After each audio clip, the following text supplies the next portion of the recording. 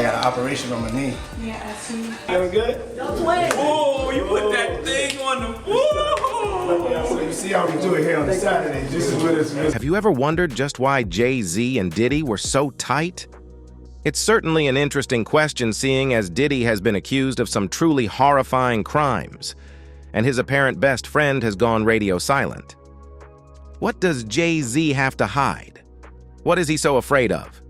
Jay-Z is friends with R. Kelly and does business with R. Kelly and parties with R. Kelly. If Jay-Z is friends with Diddy, does business with Diddy and parties with Diddy, if Jay-Z shot 3 videos on Epstein Island with supermodels that were under the age of 18 that were provided by Naomi Campbell. And signed the Harvey Weinstein. Like I said, you didn't realize you were saying, but it's a very, very, very old adage. Birds of a feather flock together. Correct. We're pulling back the curtain on it all.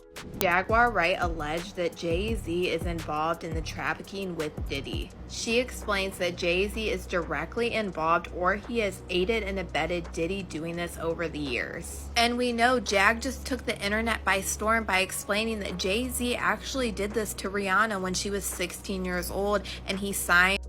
Now we know that Diddy got a lot of sex workers, both illegal and underage, for his freak-off parties. But where did he source them from?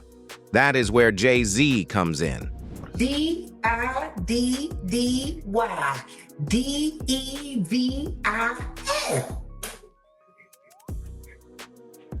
devil.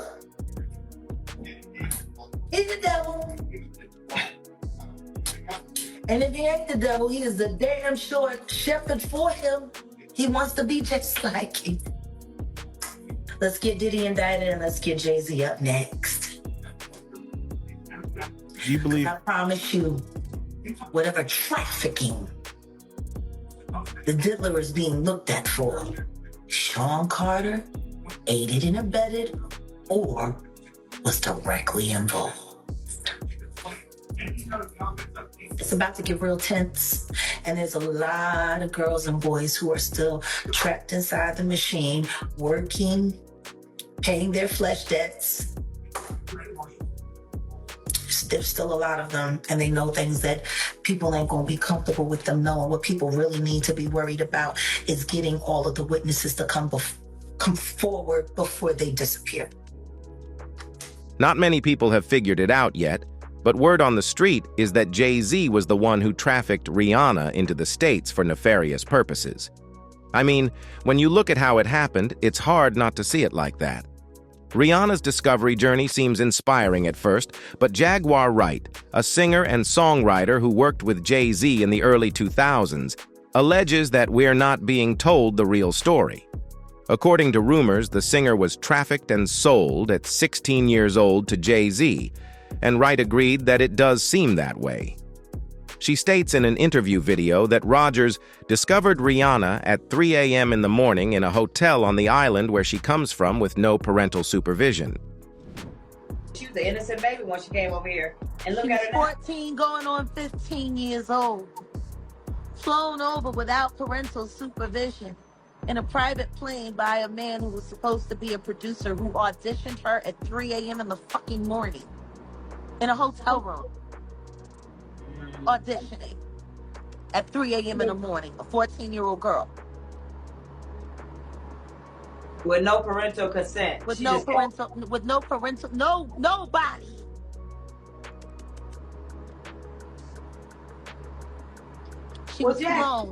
She was flown to another country. She was taken to Def Jam headquarters. She was left in a conference room alone with Sean Carter for nearly 6 hours alone with no parental supervision. Her father was flown up separately. She was 14 and a half, going on 15. Wright claimed that Rihanna was a minor who was put on a private plane from one country to another without parental supervision, and she ended up in a boardroom with Mr. Carter without parental supervision. Here's Rihanna's former publicist also pulling back the curtain on the shocking truth. I didn't think of Rihanna as a human. I thought her as a client. I didn't think of her as a minor. I thought of her as a client and as an artist. That I know in LA that they had taking her out and taking her to all the parties and clubs. They didn't find out that she was underage until they went to the Rainbow Room one night and she couldn't provide ID. They were told she was 21 when in all actuality, she had just turned 17. You remember when she was in LA right after Upon the Replay broke? That was around the time where they were moving you out and putting her new handlers in. Right. That's facts. That was a really She needed you. She needed her original team. And they removed y'all to make sure she had nobody to outcry to. Right. And then we were almost blacklisted. Oh no, absolutely blacklisted. They didn't tell you you were blacklisted. It's just the jobs that you used to get easy. All of a sudden, there were other people. There was a new direction. There were restaurants you used to eat at that were always sold out. Your table wasn't available. It is the shunning. Yeah, exactly. Social shunning. And then when people that you know who you are, start talking about you behind your back in ways that they never did. And all of a sudden, their career begins to elevate. She even went on to bring up how Jay-Z had screwed over so many people and how Jonathan almost testified against him for crimes committed against Rihanna. Every last rapper that you said fucked you over also happens to be a government informant. Yeah. Why would you think that you had a chance against these people when everything that they do, the government seems to ignore? It seems like they were untouchable because you didn't know that they had a deal. Right. They had permission to act like assholes and never have to be accountable for it, or so the government said, so they get to fuck over people like you and people like me, and people like Aaliyah, people like Rihanna, people like Lauryn Hill, people like Rakim, people like Nas. You know what I'm speaking. Yeah. I'm gonna say, But even back in 2005, when we had spoke to the FBI, Yeah. I didn't think of her like. See if you were willing to testify against him, so they would know whether or not they were going to have to move you around. But I didn't even. That's why you were questioned by the feds. Right. That's why your transcripts are on the dark net. Yeah. They're trying to see where they need to go to clean things up. You know, it's hard to see the picture when you're stuck inside the frame. And so everybody I know knows your name and knows your story. So your word is getting out there more than you realize. So like, amazing props for what you're doing, you know, and, you know, breaking through and inspiring people, because like I said, you inspired me because I've wanted to come out because I felt like an asshole. Like even like this is the last thing, but when the police were talking to me, like I said, I didn't think of her as a minor. And I got so convicted. I was convicted like, oh my gosh, like, you know, what have I done? What have I been a part of? Imagine somebody putting that beautiful 14-year-old girl of yours on a plane and saying, hey, do whatever you want with her. It sounds unreal, doesn't it? It's crazy. So when, But you know, when you... the artist a commodity, they stop being a person the second they sign that contract. Yeah. They're the ones that put food on the table. They're the one. We need to break this Rihanna record so we can eat, so we can go on vacation. You stop seeing. And that's the way. And the worst part is, those aren't the only crimes he's committed. For example, there was the time he seemingly took Aaliyah's life because she got out of hand and tried to escape from him. That Diddy and Jay-Z have both been friends with R. Kelly for years, and Jay-Z continued to make albums with R. Kelly after all the information came out with him and Aaliyah. And I'd say this is because Jay-Z was pretty comfortable with the fact that he knew he also wanted Aaliyah, and honestly, so did Diddy. And Aaliyah's death has never sat right with me. There are so many sketchy things around her death that just don't make sense. The fact that Aaliyah was given a substance and knocked unconscious and then was carried onto this plane that she didn't want to get on because she thought that something was wrong with it that led to her death is just crazy. There's also even more disturbing information about Aaliyah's pilot of that plane, and they said that he had just joined the program 2 days prior before the flight, and he wasn't even supposed to be the pilot on that flight. Aaliyah was sitting in a taxi as her team and the flight crew argued nearby about whether or not to take off, and she complained of having a headache. Now, reportedly, a baggage handler nearby said that someone from her entourage gave her a pill. She took the pill, and that right after she fell into a very deep sleep. So deep, in fact, that she was carried onto the airplane still asleep and may not have even been aware that she was on the airplane. Now, we should say we don't know what that pill was. It could have been aspirin. Maybe she was just very tired from a long video shoot, and the baggage handler did say that she took it willingly, but it does reveal some new information about those final moments. After the crash, investigators determined the small plane was carrying about 700 pounds over its limit, and this is important, the center of gravity was too far back in the aircraft. The pilot did not want to make this trip, and he reportedly argued with Aaliyah's team because he thought that it was unsafe. So he did make those calculations, and he did decide that it was unsafe. However, after protracted negotiation, they went through with that flight. And when you look at the details of the situation, it becomes increasingly more obvious that this situation was specifically engineered to get rid of Aaliyah.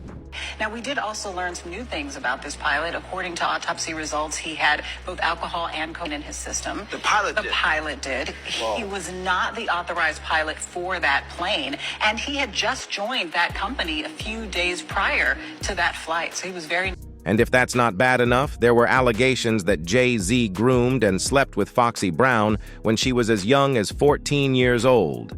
Another time that I think about is when Jay-Z was allegedly dating an underage Foxy Brown. I love Jay, and I'm not. I want to say that too. And I just spoke to Jay this morning. How is the sex? Is he hung like a horse? Oh my God, that's what Artie says. It's unbelievable. Is he? Jay's one. Let me tell you something. No one can do what Jay and I do. Like for real. It's a trainer in this industry that I have genuine love for. Like real diehard love for. And it's Jay. For real. You're strong. That was her first.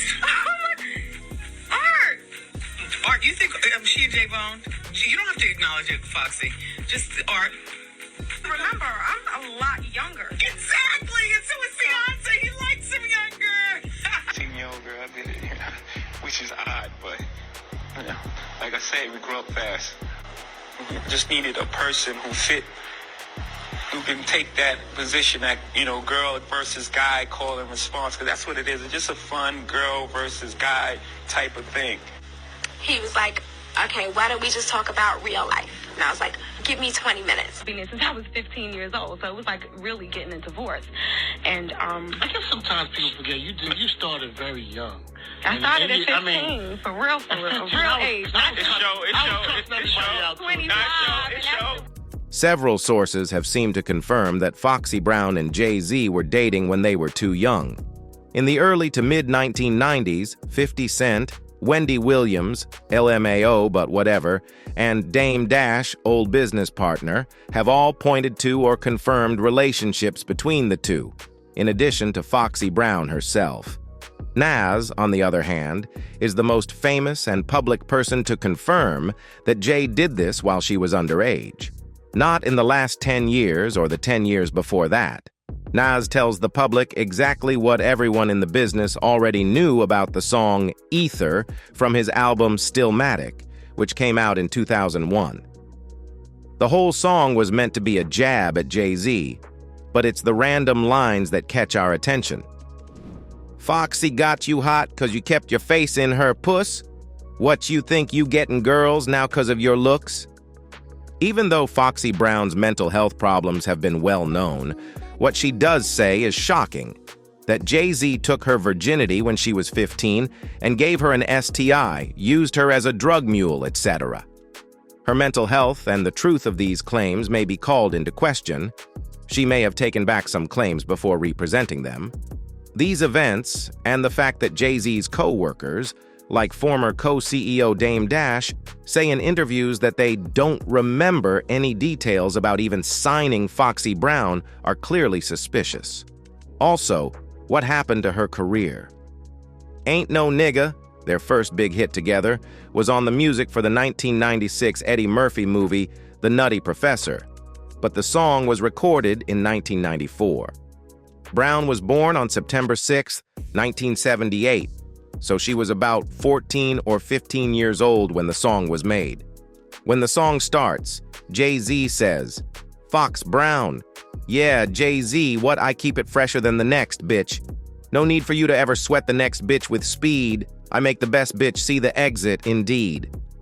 After that, "You gotta know you're thoroughly respected by me.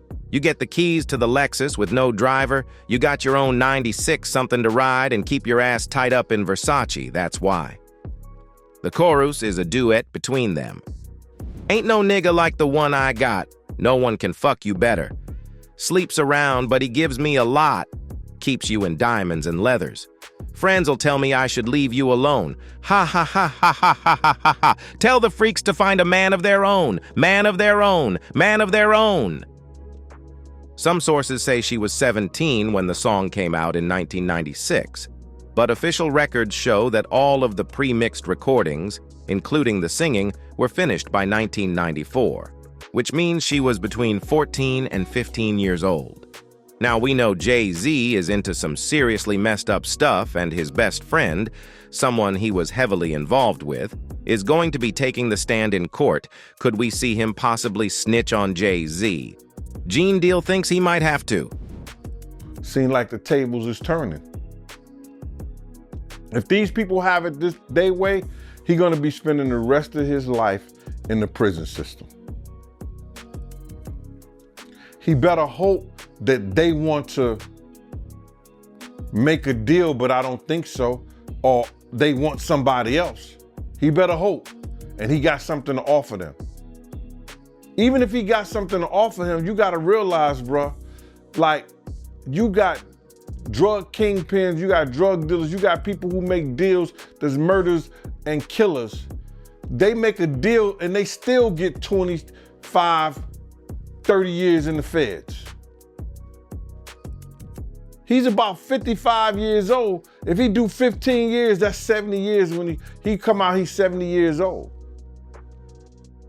He may not want to live like that. And then what he coming out to at 70 years old? He'll still have probably a little money to do something, but not to do nothing. So that's what he's looking at, bro. What people don't understand is the federal guidelines is so different from the state. You need one person, I said this 1,000 times, for that sex trafficking thing, you need one person. That victim, and then you got the people who is gonna testify that he paid to come across the state. Clip. But will Jay-Z and the Hollywood elite allow him to reach the courtroom? Many people don't think so, especially with Diddy being placed on suicide watch. Gene Deal had this to say when asked if Diddy could actually take his own life. I guess we could start with Diddy being put on suicide watch. How you feel about that? Man, suicide watch, you know, it's the #1 cause of death statistically in the prison system. In order for him to get on suicide watch, he just can't say, "I'm gonna commit suicide." You know, that helps. But he has to go through he has to have a psych evaluation. He has to, the correction officer, they had to monitor him and see what he has, you know, we've been doing. Has he been crying all night? You know, those are some of the criterias. saying that you're gonna commit suicide, crying all night, doing some kind of self-mutilation, or trying to harm yourself, because everybody think because you were on suicide watch, you're in a good situation. Once they put you in suicide watch, bruh, you gotta go to a cell, like a padded cell, by yourself with very little or no clothes on. You understand what I'm saying? So that suicide watch, when I heard it didn't, I wasn't surprised. Somebody who lived in mansions, travel all over the world, somebody who could go into any hotel, have any and everything at his beck and call. Now he's in a room that's a 10 by 10, if that, a cell.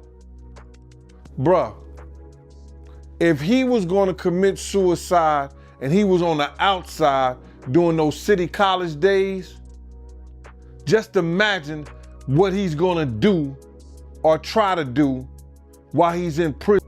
He talked about the harsh realities of prison and how Diddy just may not be cut out for that sort of life, especially considering how he almost took his life once before.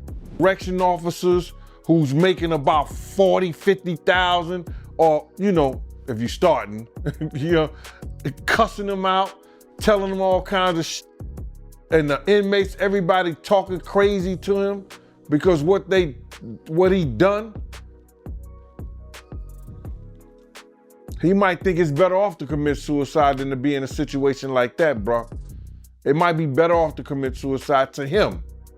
You know what I'm saying? I don't believe that. I believe your life don't belong to you. Your life belongs to God and the people around you that you take care of and do what you need to do as a man.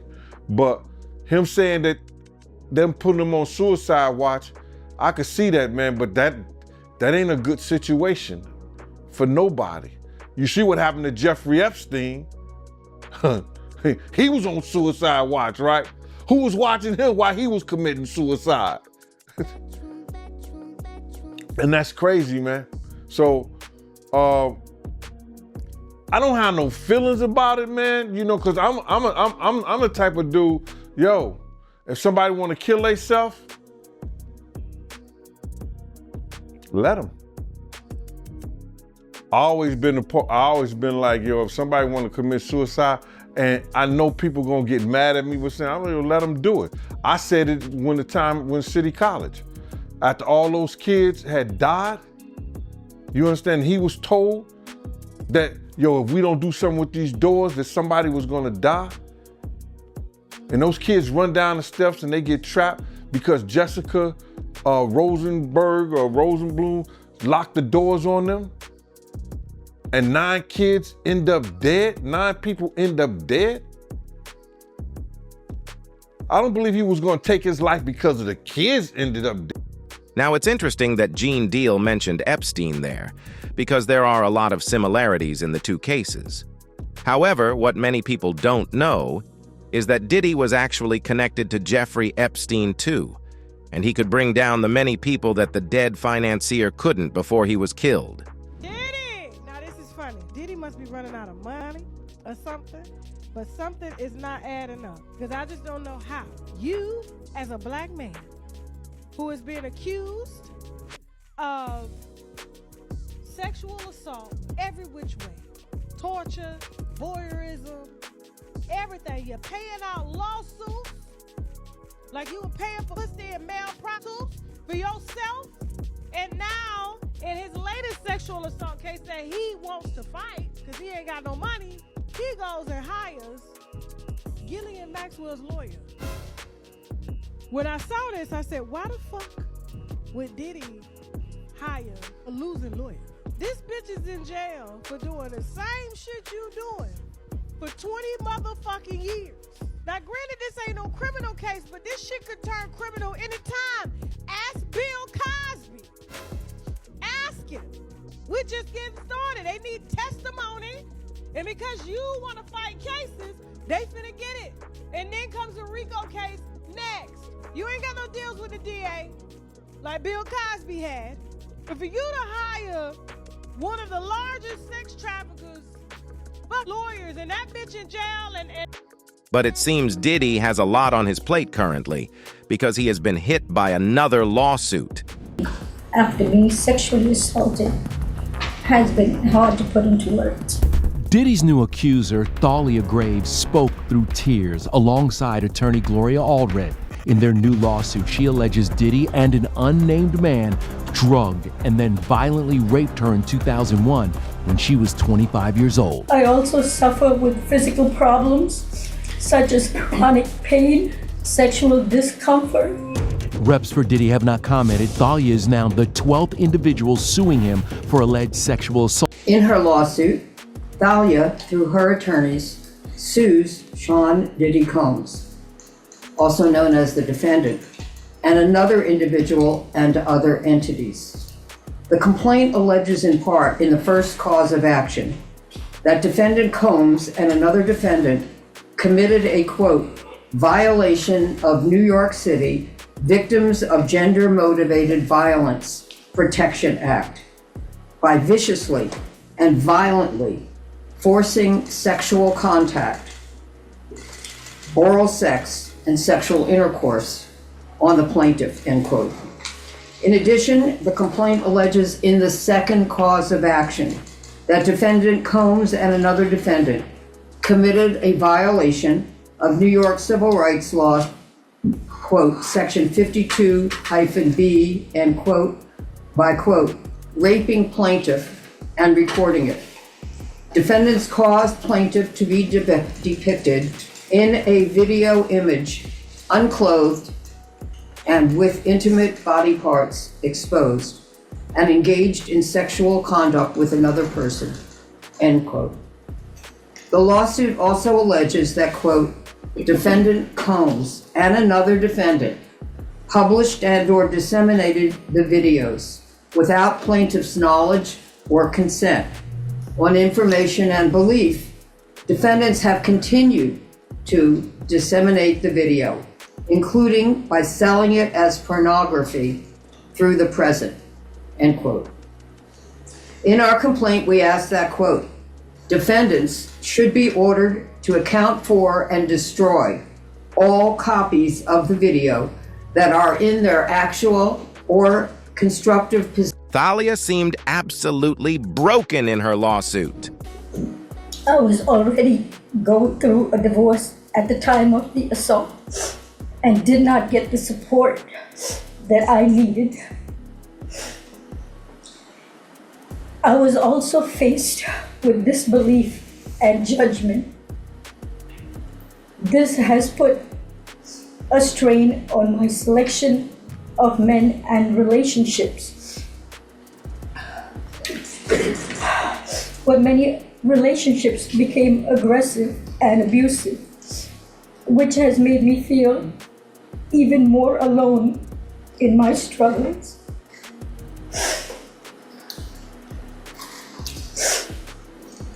I go through spells of being distant and withdrawn that it's sometimes so hard to leave my house.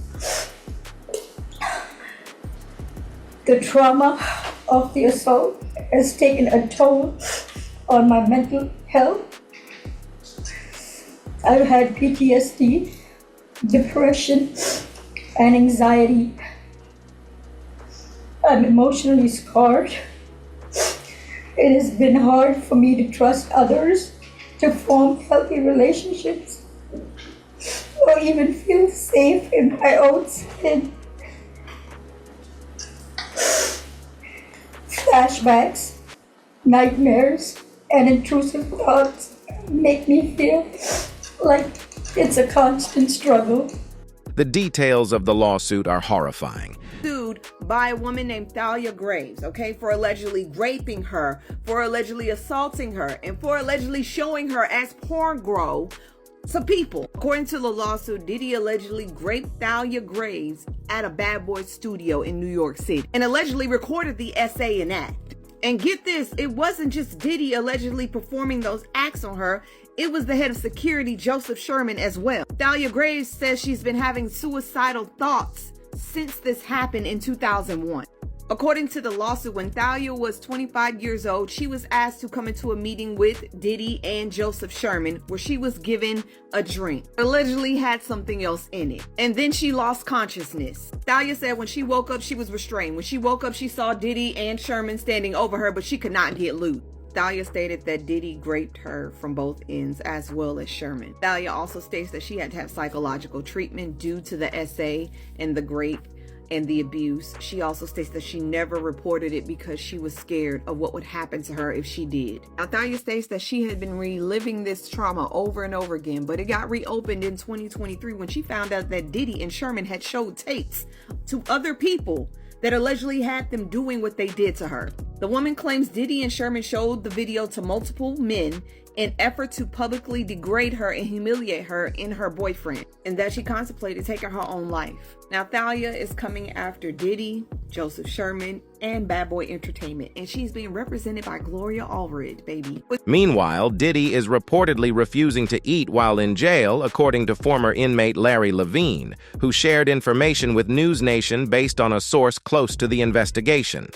While the exact reason for Combs' refusal to eat is unclear, Levine suggested a few possibilities.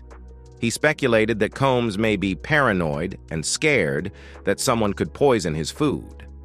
Other potential reasons could be that he's on a hunger strike, or simply that the food is just bad.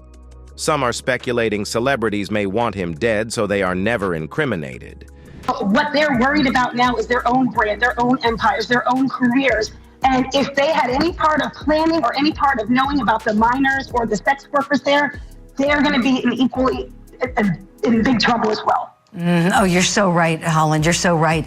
Sonny Slaughter, let's talk about that. When we think about famous celebrities who are shaking in their boots this morning, I would imagine these investigators are going to want to talk to a lot of people, that a lot of interviews may still need to be done. Would you speak to that, please, Sonny, the investigation aspect of this and what more needs to be done to gather all the information about what Diddy allegedly did?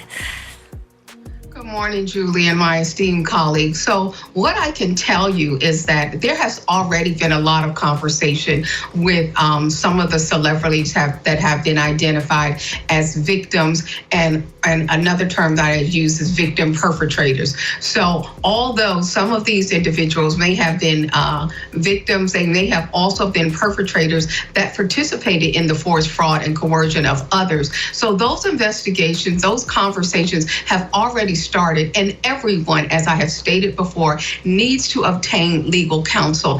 HSI, which we call Homeland Security Investigation, is the lead agency on this. They are the best at what they do. These experts also went on to bring up how Diddy may well be at the end of his rope here. Everybody's wondering, is Diddy gonna sing like a canary now that he is locked up and not living his lavish lifestyle? There are many people who believe he could bring a lot of famous people down if he talks. What do you think may happen, Elias? Quite frankly, there's no telling what's going to happen under these circumstances. Sometimes people break and sometimes they talk. One of the things that I was asked about was whether or not he should be placed, or whether or not he's placed under a suicide watch. And in those situations when we have people of his notoriety in jail, suicide watch is something that it would be negligent not to put him under, considering what's going on and everything that's been said since we've been on this broadcast, and considering that suicide is the #1 cause of death inside the jails and the prison. But there's a possibility that he, as well as others in the past, might break. I see it potentially happening, because when I look at this indictment, I mean, this is nasty. This is filthy, dirty stuff being alleged. And I would imagine if there's any hope of a deal, Diddy would take it. I want to play a clip from someone who is famous in the industry, someone that, knows Diddy. There's a long history there. And he's in lockup right now. The difference is he's a real hardened gangster. Suge Knight speaking out about Diddy and talking about the things he's done, potentially catching up. This is prior to the indictment as well. Let's play a clip of what Suge said on his podcast. I tell you what, Puffy, your life is in danger. Because Levine also elaborated how there are people out there that he has things on who have a substantial amount of money. Imagine if someone paid someone on the inside to poison his food, give him a heart attack, and he dies. No one would really think anything of it, so that may be one of the reasons he's not eating. I mean, considering the crimes he's being charged with, it's not at all surprising to see where the feds put him. The indictment alleges that between at least 2008 and the present, Combs abused, threatened, and coerced victims to fulfill his sexual desires, protect his reputation, and conceal his conduct. As alleged in the indictment, to carry out this conduct, Sean Combs led and participated in a racketeering conspiracy that used the business empire he controlled to carry out criminal activity, including sex trafficking, forced labor, kidnapping, arson, bribery, and the obstruction of justice. Let me say a little bit more about the charges. The indictment alleges that Combs abused and exploited women and other people for years, and in a variety of ways. As alleged, Combs used force, threats of force, and coercion to cause victims to engage in extended sexual performances with male commercial sex workers, some of whom he transported or caused to be transported over state lines. Combs allegedly planned and controlled the sex performances, which he called freak-offs, and he often electronically recorded them. The freak-offs sometimes lasted days at a time, involved multiple commercial sex workers, and often involved a variety of narcotics, such as ketamine, ecstasy, and GHB, which Combs distributed to the victims to keep them obedient and compliant. The indictment alleges that Combs threatened and coerced victims to get them to participate in the freak-offs. He used the embarrassing and sensitive recordings he made of the freak-offs as collateral against the victims. And the indictment alleges that he maintained control over the victims in several ways, including by giving them drugs, by giving and threatening to take away financial support or housing, by promising them career opportunities, by monitoring their whereabouts, and even by dictating their physical appearance. Because of all of this, the indictment alleges that the victims did not believe they could refuse Combs without risking their security or facing more abuse. The indictment also alleges other acts of violence undertaken by Combs and others, including violence against witnesses to his abuse, kidnapping, and arson. The indictment alleges that on more than one occasion, Combs carried or brandished firearms to intimidate and threaten victims and witnesses. Now, Combs did not do this all on his own. As I mentioned, Combs has been charged with RICO conspiracy. He used his business and employees of that business and other close associates to get his way. Those individuals allegedly included high-ranking supervisors in the business, personal assistants, security staff, and household staff. The indictment alleges that those individuals facilitated the freak-offs.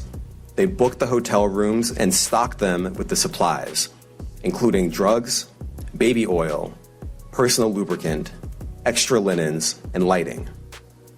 When the hotel rooms got damaged, they helped. According to an AP report, Combs is being held at the Metropolitan Detention Center, MDC, in Brooklyn, the only federal jail in New York City. The facility has been labeled as hell on earth and an ongoing tragedy, facing issues since it opened in the 1990s. Conditions at the jail have deteriorated so much that some judges have refused to send people there. In response, the Federal Bureau of Prisons issued a statement saying, "We also take seriously addressing the staffing and other challenges at MDC Brooklyn. An agency team is working to fix problems, including by adding permanent correctional and medical staff. remedying more than 700 backlogged maintenance requests, and answering judges' concerns. MDC Brooklyn has housed several high-profile inmates, including Sam Bankman-Fried, Ghislaine Maxwell, R. Kelly, and Fetty Wap. Former notable detainees include Martin Shkreli, NXIVM sex cult leader Keith Raniere, former Mexican official Genaro Garcia Luna, and ex-Honduran President Juan Orlando Hernandez. Primarily used to detain those awaiting federal trials, MDC Brooklyn also serves as a short-term jail for individuals serving brief sentences after conviction.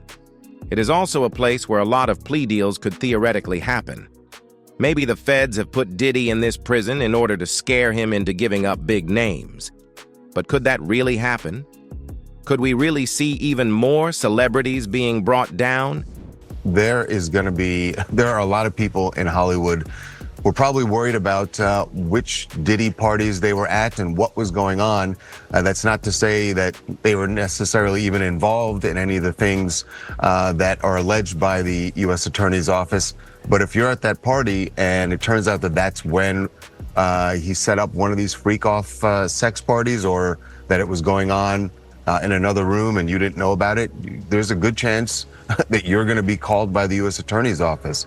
And certainly if you were involved, you would get a call, because they're going to want to know everything you want to know and may even want you to be a witness. I just think, we're just starting to scratch the surface of what this case, this case is going to touch and involve.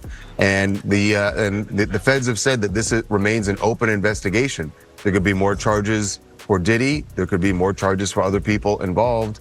And usually the way this works is once they find out other people are involved or were witnesses, they bring them in and they sort of lean on them, and it's sort of like, you're going to cooperate with us, or there's a possibility that you could face charges. So this is going to be a slow developing a case here, because we're just getting started. And I don't see how this trial begins anytime before next year. Parties had a lot of individuals. In fact, the U.S. Attorney's Office says that the parties would sometimes go on for days.